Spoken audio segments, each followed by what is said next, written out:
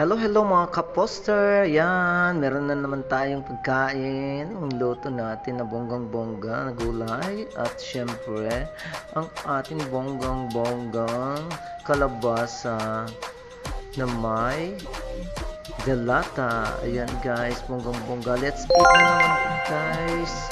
Ito naman ang ating pinakabonggang lunch ngayong araw na to. Salamat sa mga sponsor. Sa sponsor na si Aaron, very nice talagang magluto. Ayan, nandyan na ako at umpisa ng kakain guys. Yes, sarap-sarap na naman ang aking lunch moment. Yeah, oh, see? May rice. Medyo marami guys, hindi ko na naman na-control. Ayan, bonggang-bongga ang ating ulam. No? Kalabasa with delata.